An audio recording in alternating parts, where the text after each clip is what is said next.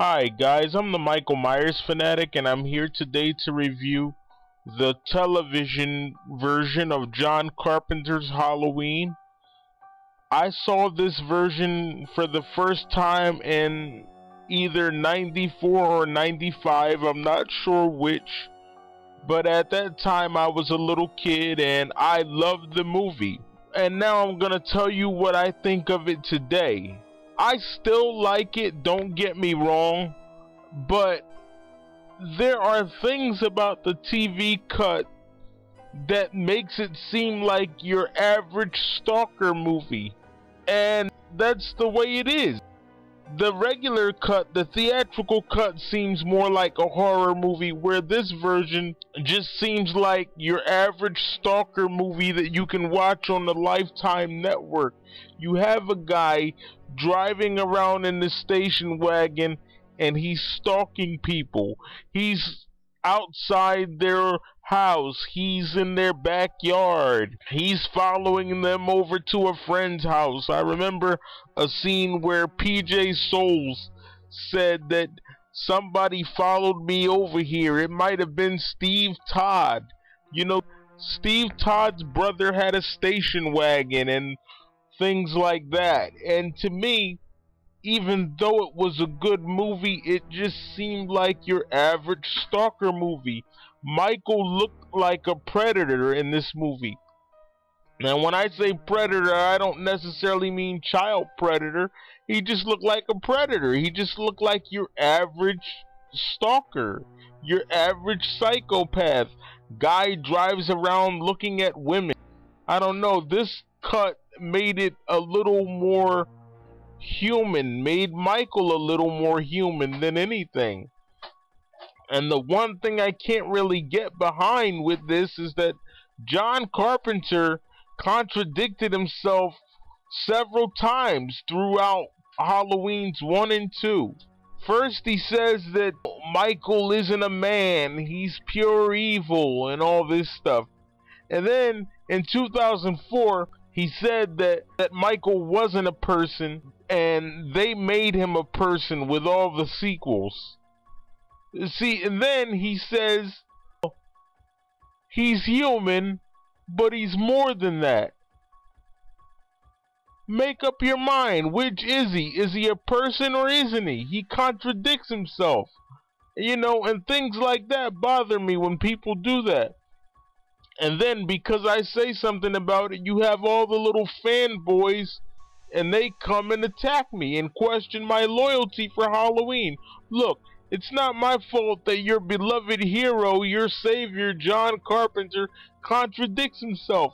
One time he says that Michael isn't human, and then in 2002, if you go back to that, he says that he is human, but he's more than that. Now make up your mind, which is he? To me, he's not human, because let's go through this. He got stabbed in the neck, he didn't die. He got stabbed in the lung, he didn't die. And that's only Halloween 1. And then, if you want to make things worse, he got shot 6 times.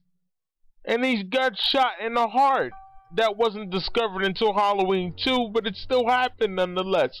You're telling me you can survive after being shot in the heart? I mean, nothing's impossible, but I seriously doubt it, that you can survive that. So that right there tells you that he isn't human. Either Michael really isn't human and John Carpenter got his own movie wrong, or maybe he doesn't know much about medical facts. I don't know what's going on. But the writers got that all messed up. They don't know what Michael is, and they're the ones that created him. But I just had to get that out of the way. You know, I always got to do a little nitpicking portion of the review. That was my nitpicking portion. Now on to the actual review. The movie starts out just like the regular cut of the film. You know, Michael Myers kills his sister in 1963. And this is the first time that the Myers name has been applied to Michael in the original film, because in the regular cut of the film he doesn't have a last name, he's just Michael. for some reason. Judith has a last name, but he doesn't. He's simply Michael. The Myers part doesn't come until Halloween 2 in 1981. And this was filmed sometime between 1980 and 1981. They were doing Halloween 2, so I guess they figured they would add scenes to go with this because NBC wanted to buy Halloween, whatever that means. I'm only going by what I heard on a documentary. But anyway, he kills his sister. He gets sent to the asylum. A year later, they're having his parole hearing, or whatever the heck you want to call it. And Loomis is trying to persuade the panel of doctors, listen, you can't let Michael Myers go. He's dangerous. He's the most dangerous patient I've ever seen. And the doctors say there's no proof or diagnostic evidence to make such a claim. Now, if you can't get control of Myers, we're going to find somebody else who can. Because Dr. Loomis wanted him to be moved to maximum security because that's how dangerous Michael is. But did they listen? Of course they didn't. And that results in Michael's escape from Smith Grove Sanitarium. But let me say this first. Dr. Loomis, played by Donald Pleasence, goes to Michael's room and he says, "You fooled them, haven't you, Michael? But you haven't fooled me." He's telling him, listen, I know that this catatonia is an act. I know that you're covering up. You're just pretending so that they'll keep you here. And I guess that's what he was doing. And as I said before, he breaks out of him and he writes sister on the door, by the way. His room door, he writes sister. So in the TV cut, they've established that Laurie Strode is the sister of Michael Myers. That was a nice touch. You can clearly tell that they were filming Halloween 2.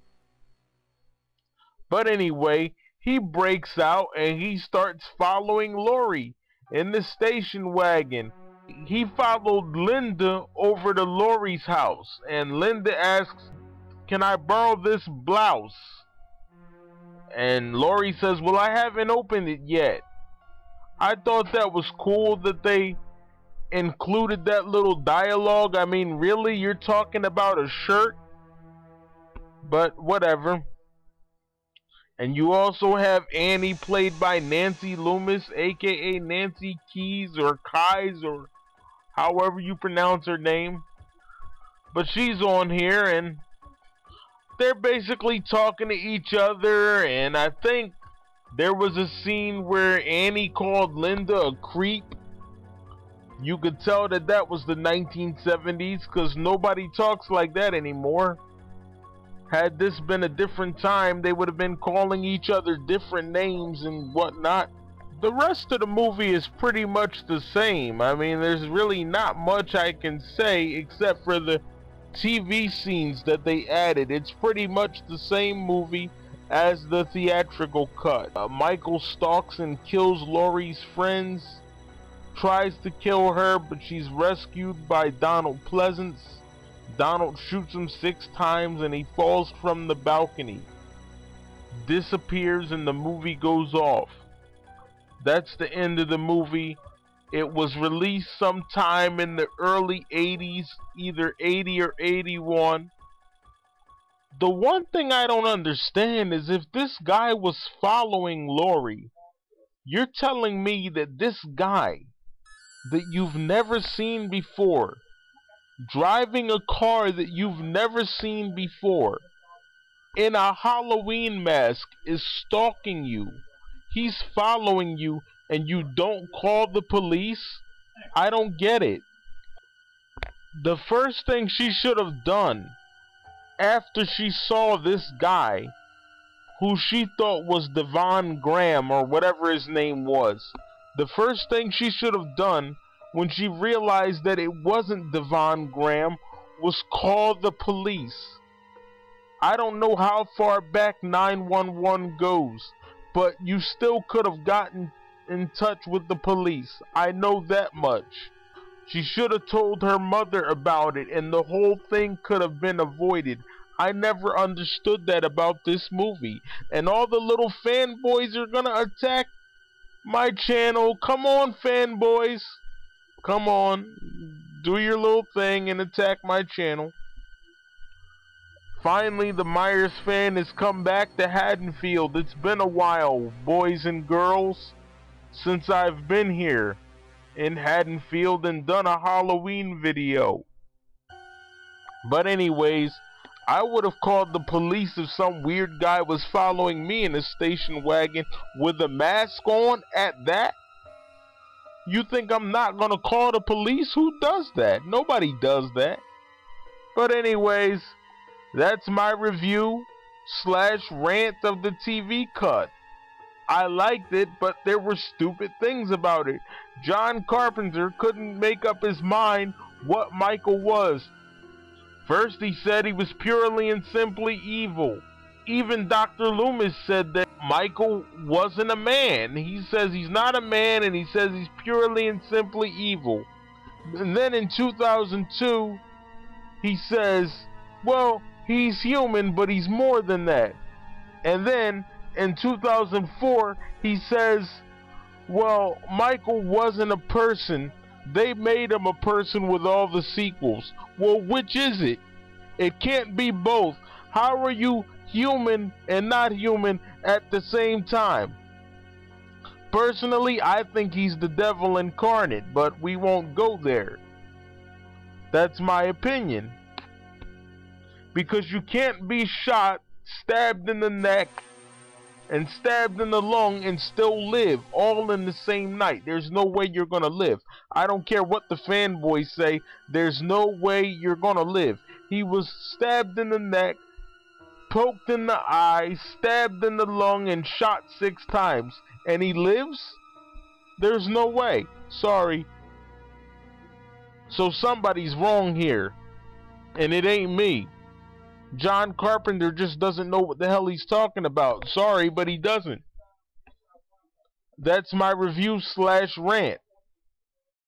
You're gonna be a jerk about it, kiss off. I don't care. Give the video the thumbs down. I'm not here to please anyone. I'm doing what I love to do.